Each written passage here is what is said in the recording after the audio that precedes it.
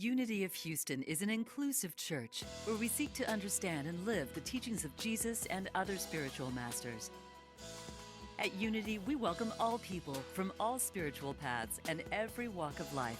We celebrate the diversity of our city and of our world, and we teach love, tolerance, and oneness, seeking to live in harmony with open minds and open hearts. Wherever you are in your spiritual path, you are always welcome at Unity. Join us and discover that the life of your dreams is already within you. If you don't feel like letting go after that, I don't know what I can do for you, but let's see. First, I wanted to begin by sharing with you a little joke as an exchange between a Zen master and his student. And the student asked this teacher, this great teacher, what happens after death? And the teacher said, I don't know. And the student said, how can you not know? Aren't you a Zen master? And the Zen master said, well, I haven't died yet. So, yeah. We're here to work on this life, this experience. And we're not expected to know about or be focused on that. What comes next, we can deal with that when we cross over to that experience, right? We're just going to focus on this human and divine one that we're having now. And so we're in the 5th chapter of The Wise Heart by Jack Kornfield. Just love this series, as is giving us some tools to work through our own understanding using Buddhist psychology so we can have insight into our inner experience that we can apply to growing spiritually, growing through our difficult human experiences, to really experience true freedom, this truly letting go, right? We have to begin by knowing what we're working with, right? What are we working with? And so this journey always begins with the question, who are you really? Who are you really?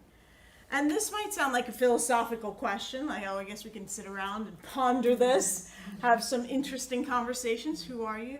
But it's actually very practical because it really leads us to understanding the problems and the issues of our lives, which are based just right at the root of how we see ourselves, of who we are really. And it really can be useful for us to understand our human predicament that we find ourselves in. So first question, let's just start with what we usually think we are, the body. Are you the body? Are you the body? You think you're the body? You think you're the skin, the face? It seems like a lot of people on social media think they're the face, right? The face, it might even not really be their face. It might be like applied with other types of filters, right? So are you that, what you present to the world, or what you really have as your body? Science tells us that all of the molecules in the body are completely replaced every 7 years, over the course of 7 years. So there's scientific evidence that you are not the body. You're not your body. So if you're not the body, then are you your changing feelings that come and go? It could be a roller coaster sometimes. Sad, happy, whatever. Memories, perceptions, are you that? Are you your thoughts, your concepts that you hold? Your belief system, or what sometimes we call our BS? Your views? Belief system.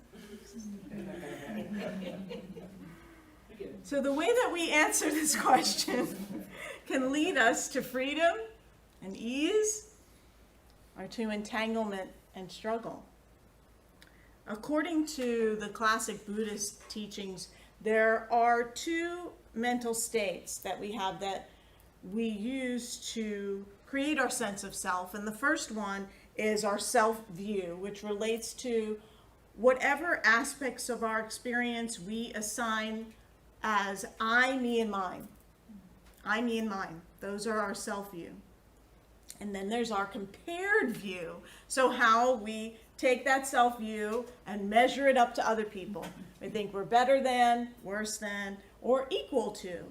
And there's another word for that comparing process that is used in Buddhism which is called conceit.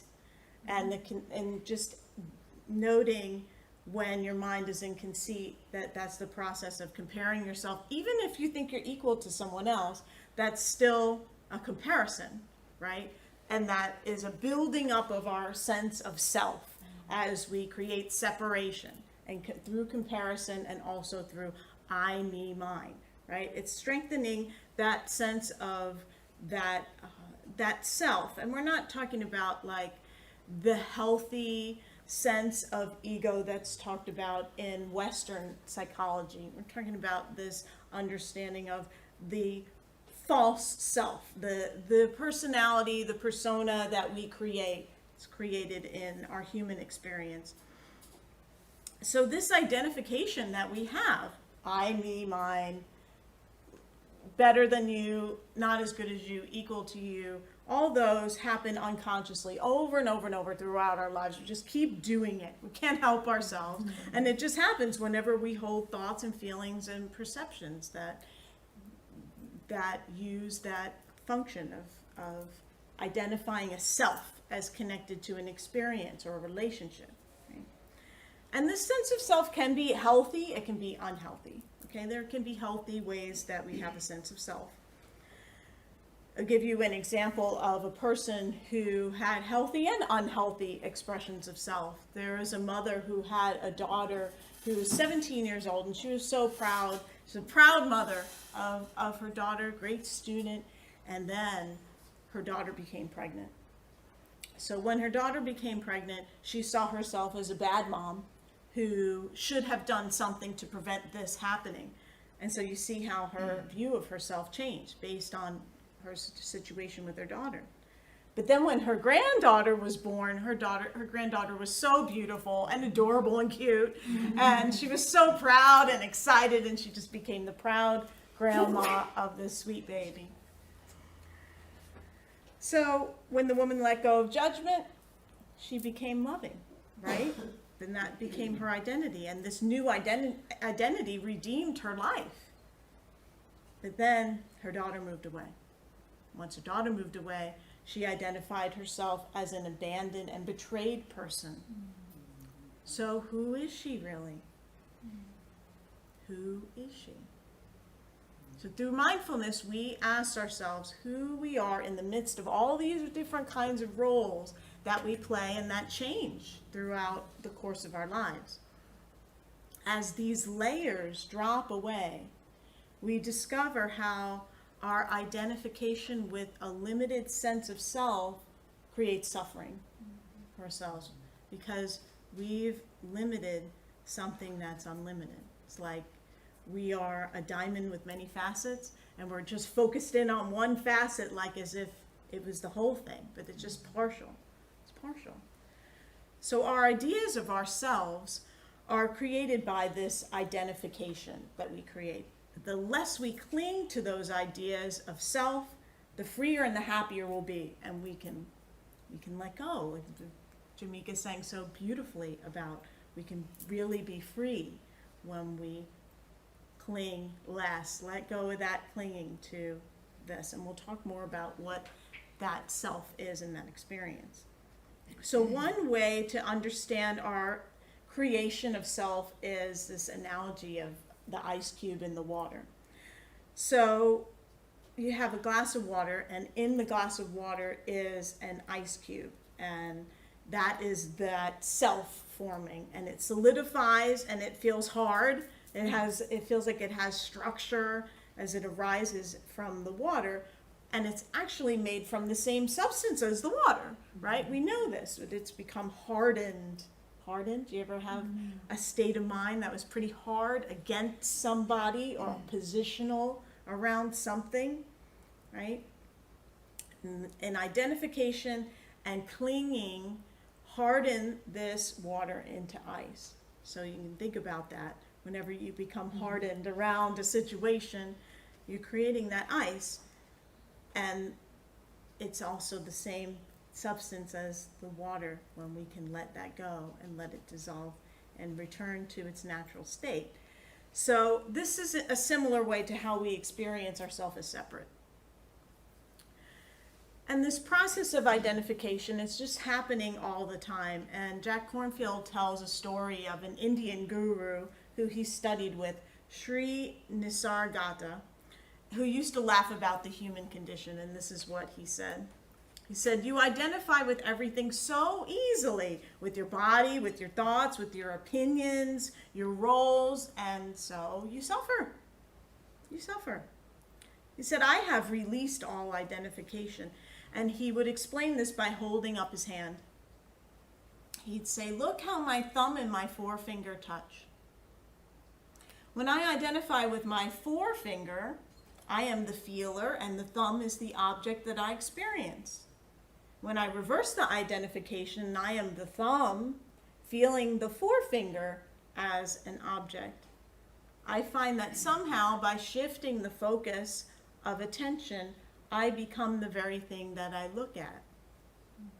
I call this capacity of entering other focal points of consciousness love. The capacity to enter other focal points of consciousness. You may give it any name you like. Love says I am everything. Wisdom says I am nothing. And between these two, my life flows. Isn't that neat? So that ability to shift is not just privy to Indian gurus. We all have the ability to do this. It's a human skill. Actors know how to successfully enter into other identities, and we do it, those of us who aren't actors, we do it non-professionally. Right? A mother instinctively identifies with her baby and is able to know why the baby is crying, because they're connected. She's feeling into the baby. There's an intuition there. Couples say that their hearts beat as one. There's that ability to identify with another. There's a healthy sense of identification and a healthy way to release this as well. You can release it without having like a psychotic break or a disassociation or a detachment from the world, which would be considered like an unhealthy psychological process. We're not talking about that. When we release our attachment to our personality, what remains is our uniqueness. That has always been, and that continues, but without the self-centeredness and the fear. That's what that identification is keeping us in, self-centeredness and fear, and those repeated patterns that come along with that. So the book is called The Wise Heart, and our intention is to live with a wise heart. And so to do that, we need to enter each role that we have in our lives fully, to really enter fully into being for me, a minister, a mom, a daughter, different roles that I play, with awareness and compassion, and then let it go when that part is over. When we get married, we let go of being single, right?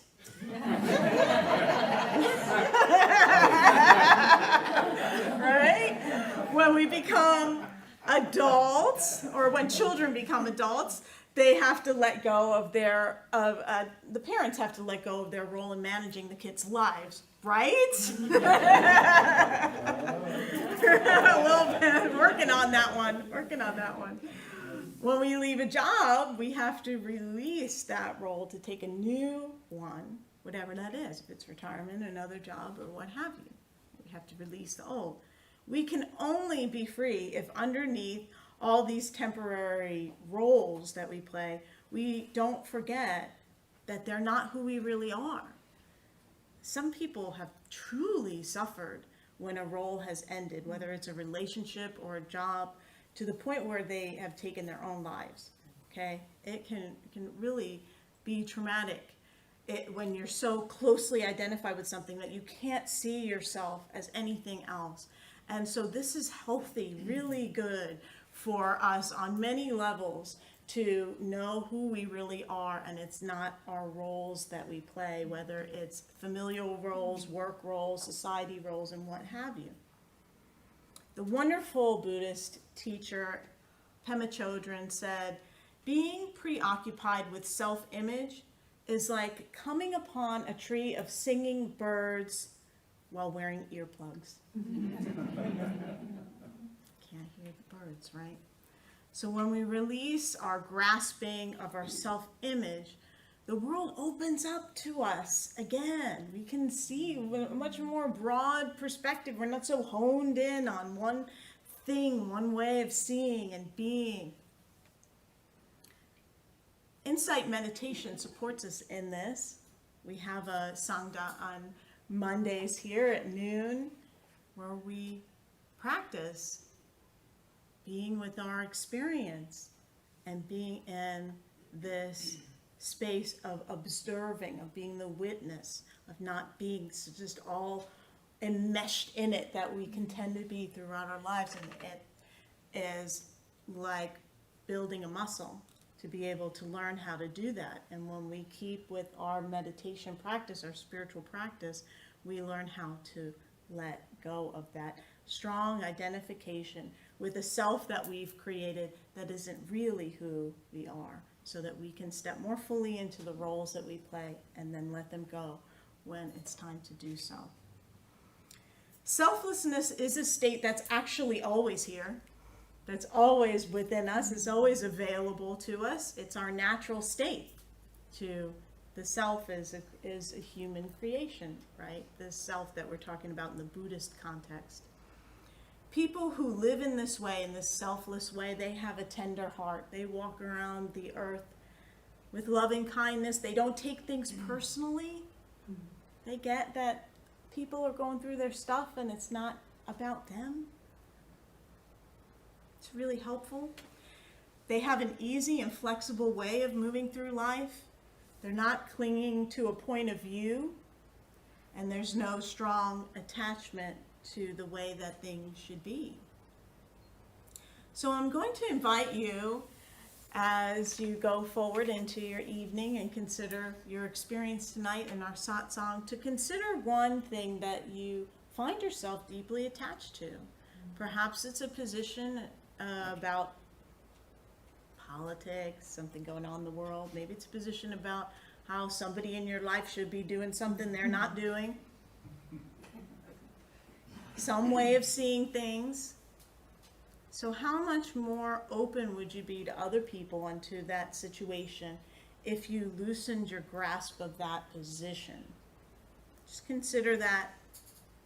Invite you to look at one thing and see how you can let go around that, so that you can be more of a presence of love that you truly are in the world. When we let go of this identification with the small sense of self, what remains is a spacious heart that is connected to all things. Namaste.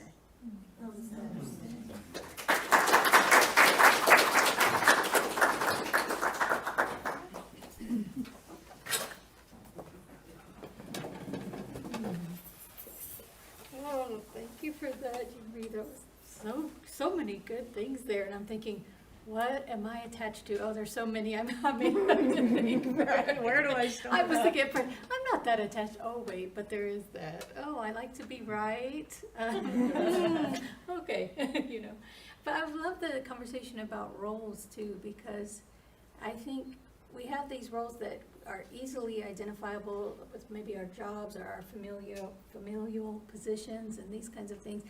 And then there's sometimes too roles that we're not always conscious that we're playing, right? That things like, oh, I'm the one that sits in the back and doesn't talk. I'm the one that does, whatever kinds of things we are accustomed to being that we've just taken on as roles for ourselves without maybe even realizing it.